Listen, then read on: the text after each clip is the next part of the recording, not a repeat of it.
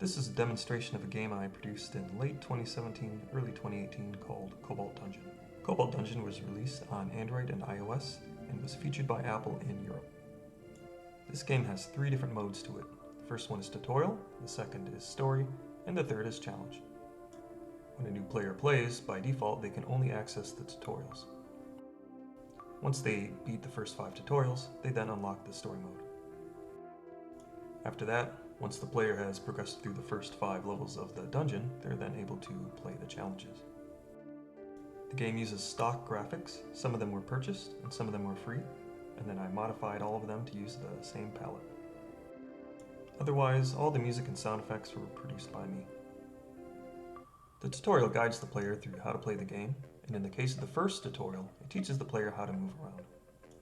By swiping on the screen a single time, the player is able to move a single tile at a time. However, by swiping and holding, the player is able to keep moving continuously until the finger is released. The player interacts with various elements in the world by simply moving into them. For example, by swiping into the door is opened. Combat is where things start to get a little more interesting.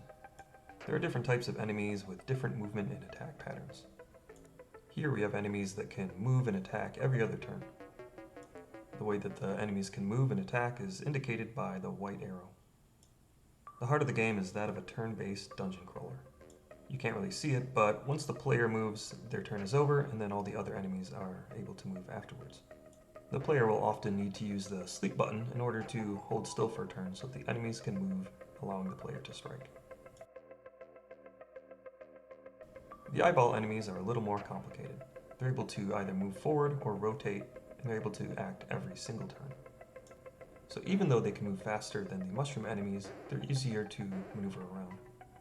After each time the player makes a move, the enemies will then use a pathfinding algorithm to find the best route to get to the player.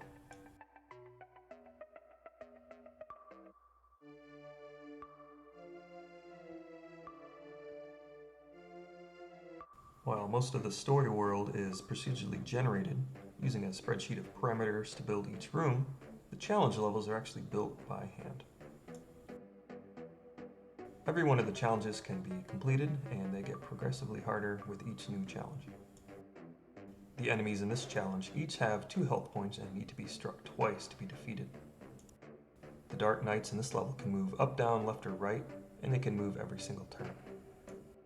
The mages are also able to move in every direction, and every few turns they're able to fire a projectile. Both enemies and the player can be struck by the projectile and damaged.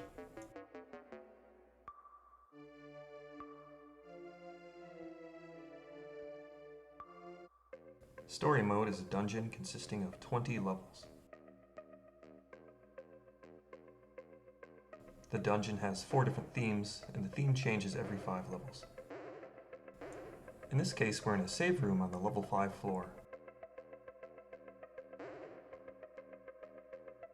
The game automatically saves every time a player enters a shop.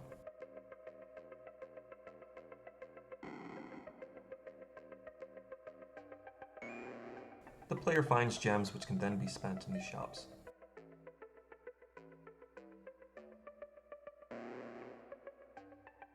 This tall mushroom monster is at the end of level 5 and is the first boss that the player encounters.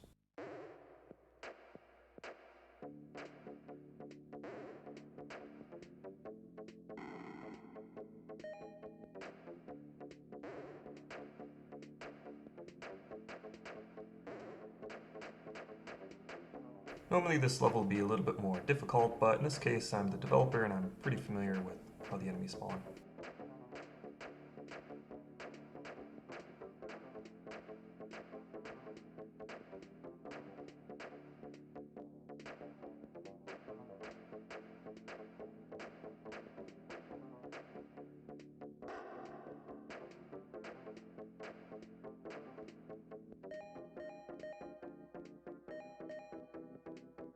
Once defeated, the boss drops a heart, which can then increase the max health of the player.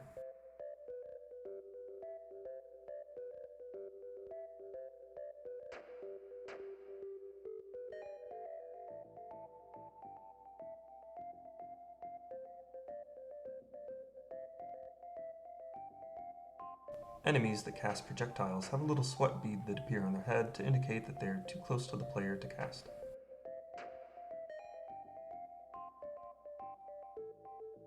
Most floors have locked doors that require keys to open, such as this green one here. Room combat gets much more interesting when there is a variety of enemies present.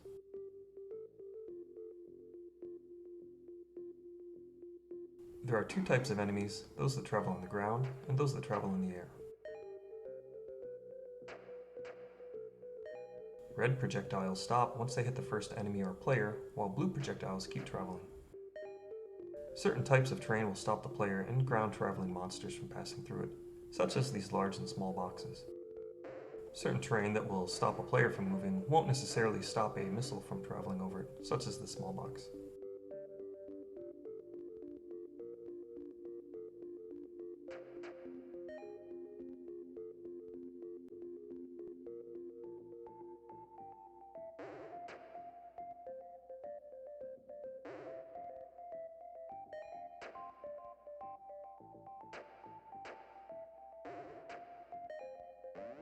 Keys are always hidden inside of chests, which take a turn to open.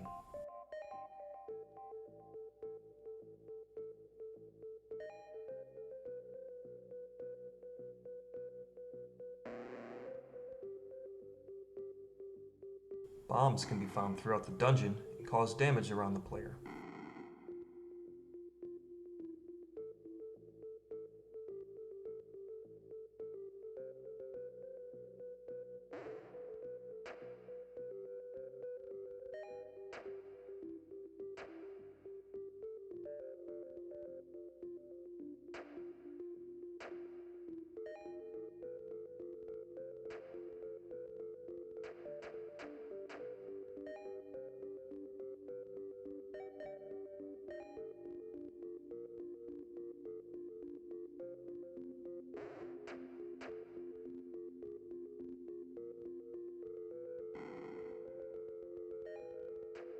There's a wide variety of monsters that are themed based on the level.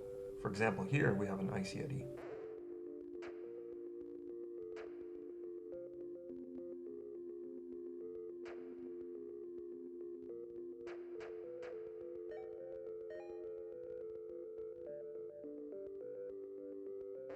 You can only take as much damage as you have hearts, and once you reach 0 hearts, you die and will respawn in the last shop that you visited.